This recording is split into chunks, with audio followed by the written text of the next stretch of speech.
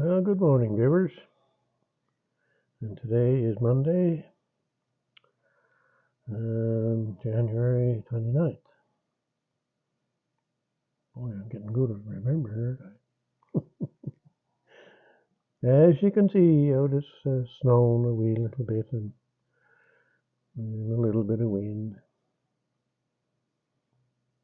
So there might be enough snow to clear, maybe, by the time it's done. It's supposed to be done this afternoon, so it's only going to go for another 2 or 3 hours. And that's just fine. So not much going on here today. We have one of our grandsons here today with us because he's not feeling well, and my daughter had to go to work at the hospital, so he came here for the day. And the other grandchild was well enough to go to the daycare, whereas this grandchild is not. So he has a doctor's appointment tomorrow, so hopefully they can figure out what's wrong with him. He's got an awful breathing and rattling in his chest there, so I'm thinking it's pneumonia, but I'm no doctor. Anyway, I hope it's not, because I had pneumonia twice, once in 1990 and once in 1994. Oh, I don't ever want to get that again.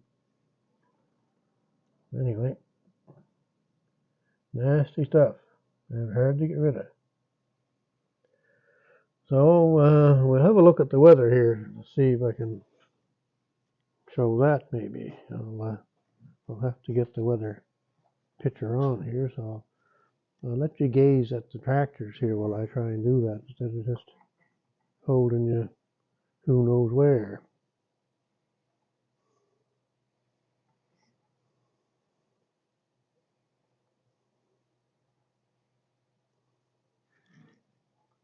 You still gazing at the tractors? Good. Okay, here we go. So now we have, what do we have? We have -3 degrees, so I guess that's about about 28 Fahrenheit, I suppose.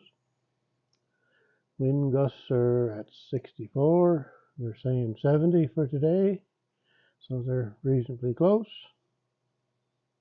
And it's light snow and the pressure is rising, so that means that it ain't going to take too long before it's over with. So today, chance of flurries, and a chance of flurries, and chance of flurries tomorrow. And that's it. We're going to get through January without any major snowstorms. So then what do we got here? That's just all chances of flurries in the 1st of February. Ooh, February 2nd, the Groundhog Day. Yeah, so anyway. I can never remember what the groundhog says, if he sees a shadow or if he don't see a shadow, whether it's one or the other. 6 weeks or not 6 weeks, more winter. Anyway, that's kind of a funny thing. So that's what's going on here today for the weather and for the week. So that's going to be that. So I'm going to go back here. And I went to the grocery store this morning. I got our groceries. Picked up a little treat for the grandson. He's only 1 year old, but he's crawling around and doing pretty good. So I got myself a coffee, and we'll have another look in the camera here just to see where you're at. If you can see, oh yeah, well, we got the Monday morning Fireside continuing chat on. It's kind of like the Kind of like the Muppets, a continuing story. All right, I'm going to try and continue the chat from yesterday that I got so rudely interrupted by my camera because it stopped. Oh dear. Technology, you think technology today, that stuff would work, but I don't know. It's just, maybe it's the operator, I don't know. I'm not by any means any kind of a computer or iPhone person. I know nothing, I see nothing, and that's the way that is. I'm just lucky to get along as best I can here with it. Anyway, so yeah, we're going to try and continue my little story about myself where you cut off at when I was explaining about the pipe bending machine.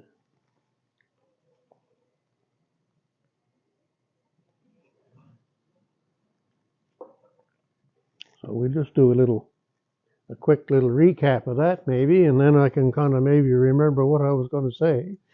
More than likely I won't be able to remember everything that I did say. So here we go. An exhaust repair business. So then that's basically all it did was exhaust and shocks. So I'm not sure how long I was at that. It wasn't all that long, but a year or two, I guess.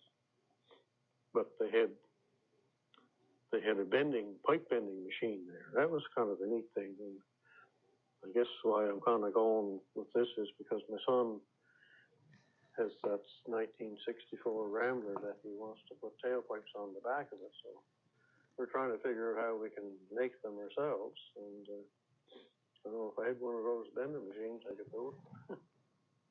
Anyway, the bending machine for an exhaust pipe it's pretty neat. I think they went from 1.5 to 2.5 inch maybe pipe. I just forget now. It's been 45 years since I worked at that. So.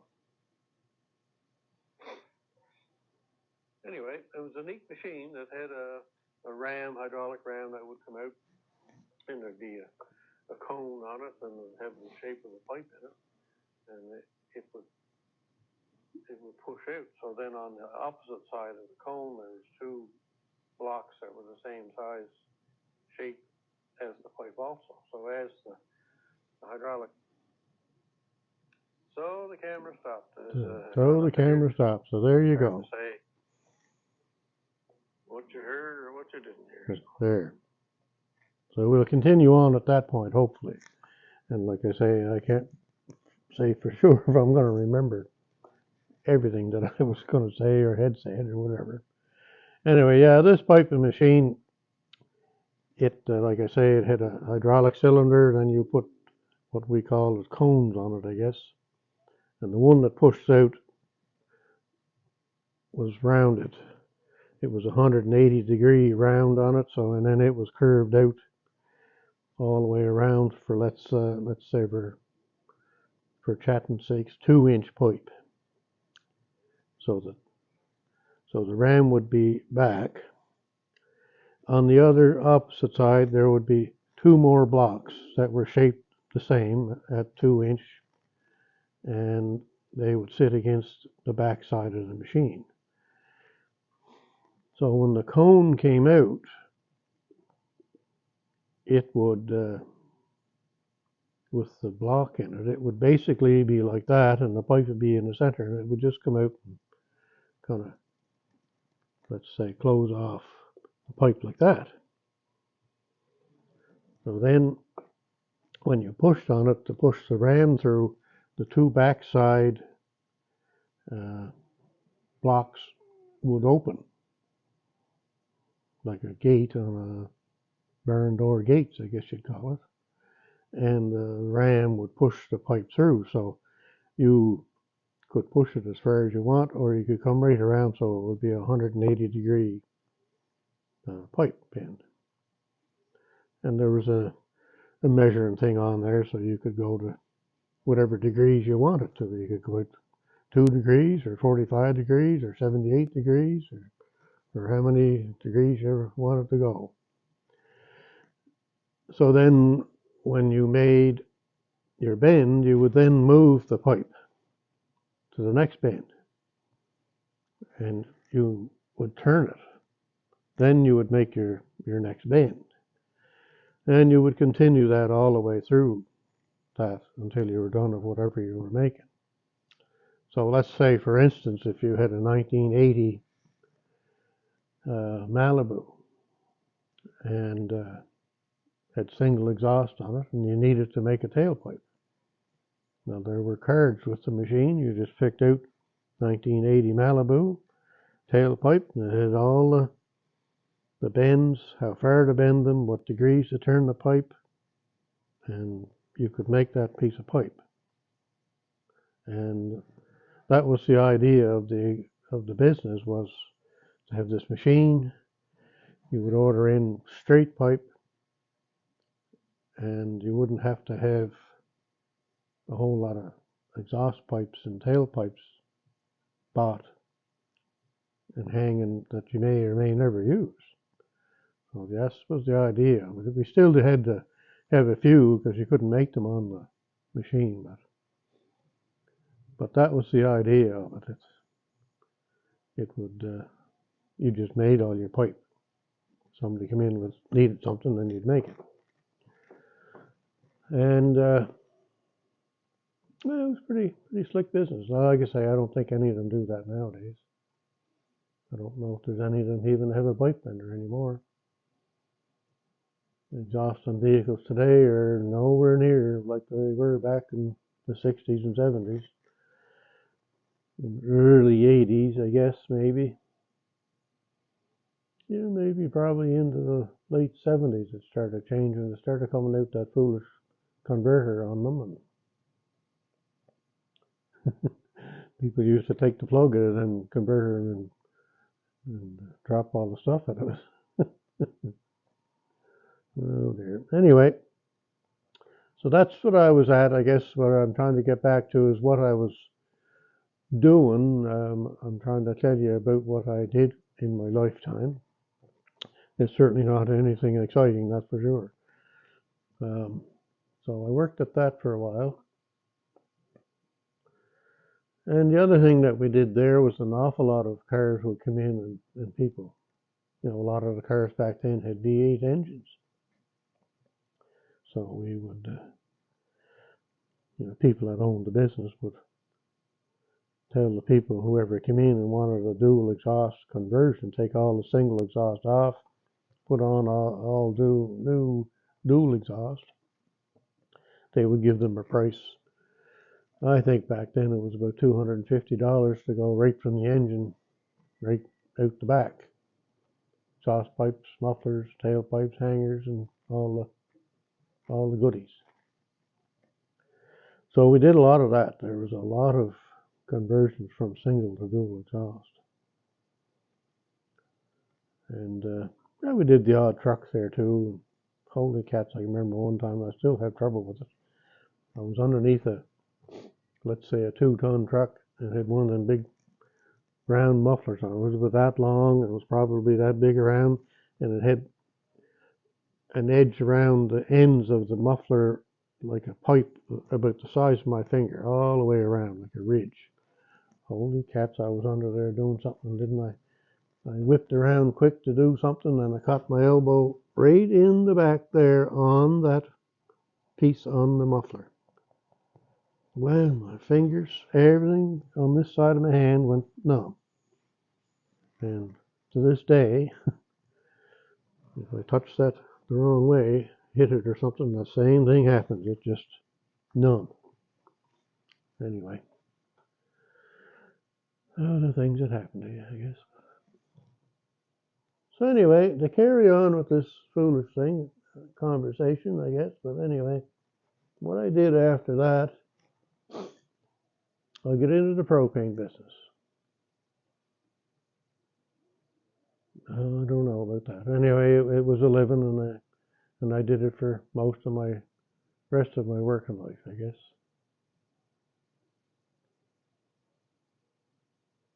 Yeah. Like I say, it was a living. I delivered propane, I installed propane appliances, and I serviced propane appliances. And I did most of that stuff. I didn't get into the carburation end of it too much because there wasn't any of that here, really. Too much. There was a little bit of it, but not a whole lot. In other words, let's say gasoline engines running on propane. That's what we call carburation, I guess.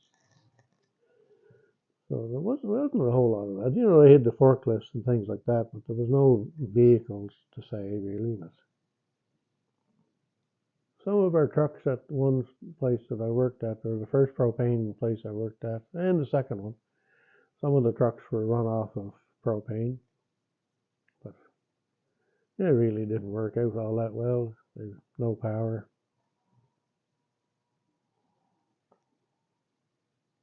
Yeah. 8 miles to the gallon. Yeah, it wasn't the thing, I guess. So there's no power in propane as compared to gasoline. And if you look up, like I do now, I guess my hobby is old tractors. So if you look up an old tractor, let's say, I don't know, an Alice Chalmers or something like that, and it could run on gasoline or on propane. Well, the gasoline engine would have about a 6-to-1 compression rate, and the propane one would have a 7.5. So they upped the propane compression to kind of help with a little bit of extra power. And the propane, because of the high octane rating, which is 110, it could take the extra compression and work all right. Now, in the cold weather, because of 110 octane, now I think I'm right on this, but I'm sure somebody might say that I'm not. But anyway, the higher the octane, the harder it is to light the fuel. So at 110 octane, it was a little difficult to get propane engines to go on cold days. So, but once running, it was fine. But anyway.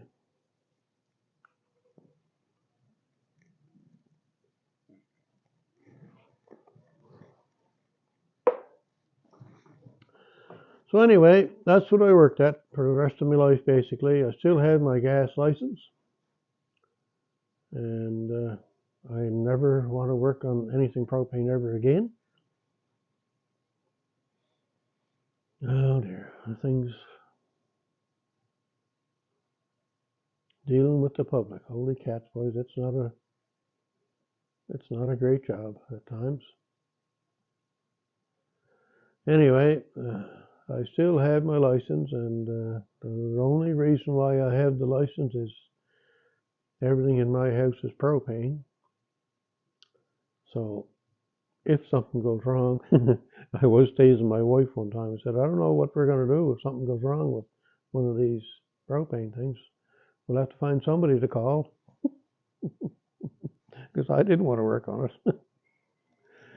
Anyway, I kept my license so that if I do need something and if I could find somewhere to buy the stuff, which is kind of getting hard nowadays, in some locations you have to have a license in order for them to sell it to you. So that's why I kept the license. I have it so I can buy propane items if I need them and hopefully get myself fixed up without having to call somebody. So anyway, that's about it.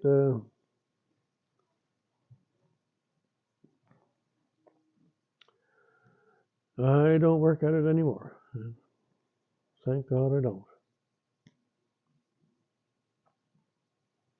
Like I say, it was a living and that was it. It certainly wasn't a job where you don't jump up and down for joy every morning happy to go to work. It wasn't like that. So there were some days it was all right, but the business has changed. The appliances have changed, and we used to go and put household equipment in, stoves and dryers and water heaters and things like that. And I really doubt that there's very much of that goes on today. I don't know, but like all the propane companies that are here, they don't sell propane appliances. They just sell the fuel. They don't want the appliance business, which is odd to me. But the one place I worked at, they had a whole bunch of people working there. They had salesmen, they had office people, they had this, they had that, managers, and the building's empty now. There's nobody in it. So I really don't know what people do for appliances nowadays, or who. I think there's contractors that aren't employees of any of the gas companies, but they contract to them or something. But you just don't walk into a propane place today and ask to see a stove because they don't have any. That's how the business has changed. They basically just closed up shop and they just want to sell propane. Yeah, that's a queer business. And the appliances are all way out of my league now. They're all electronic and computers and set this, set that, and press this button for this and press that button for the other thing. And holy cats, it's not for me. Kind of like computers and iPhones. I'm very limited as to what I know on them things. So it's a different world in the propane appliance business nowadays. That's for sure. So I'm rambling on here. I guess I better go and look at the camera before it cuts off again. Yeah, that's no end. Let's see what we're at here.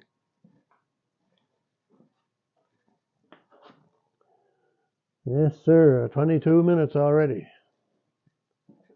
This hour has 22 minutes. So a little more rambling just for a couple of minutes, and that'll be it.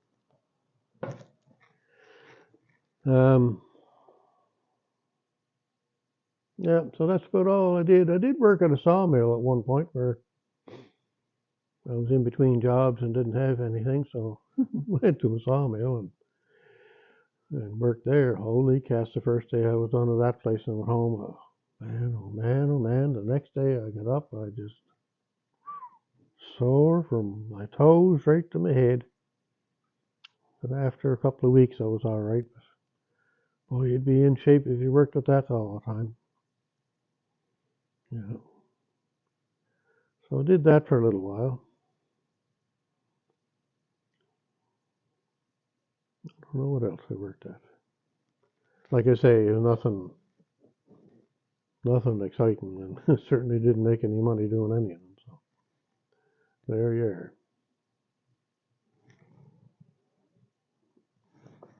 I should have listened to my father, but I didn't want to do that. He wanted to send me into the army when I was 16 years old. Oh, I don't imagine I could have lasted at that either. Anyway.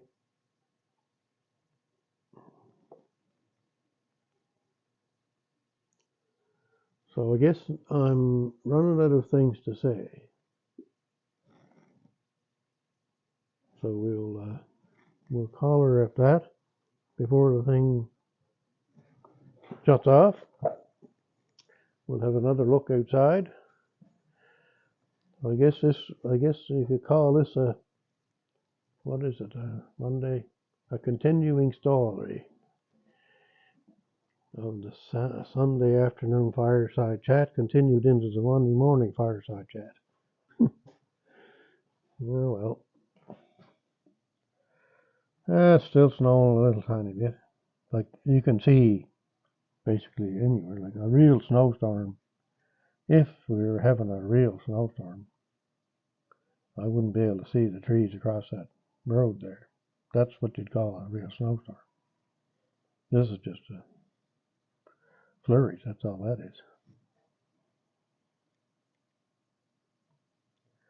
Anyway, I'm going to go in. I got to take all my groceries in yet from the back of the truck. And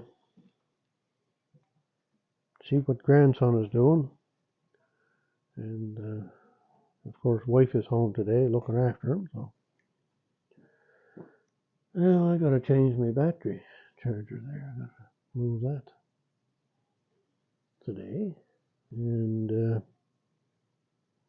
don't know if I'll be out here very much today or not. I might not be. But I might as well continue putting the wood in and keeping the heat on. So I might have a little video tomorrow of either that or that or that or that or that or moving snow, but just depends on what comes down, I guess. All right, so I'm still gabbing, and we're at 26 minutes now. So we'll call her off at that. Have a great day wherever you're at and whatever you're doing. And thanks for listening to my foolishness. And again, thanks for all the subscribers. I think I got another one last night too.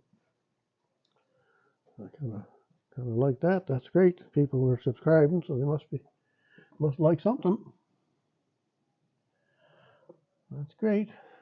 Thanks very much, subscribers, and thanks to all the viewers that view. It's a lot of fun. Takes up a lot of time, but it's a lot of fun. All right, I'll leave you with that picture right there. Look at that. Case 446. So have a great day, and we'll chat again soon. Bye now.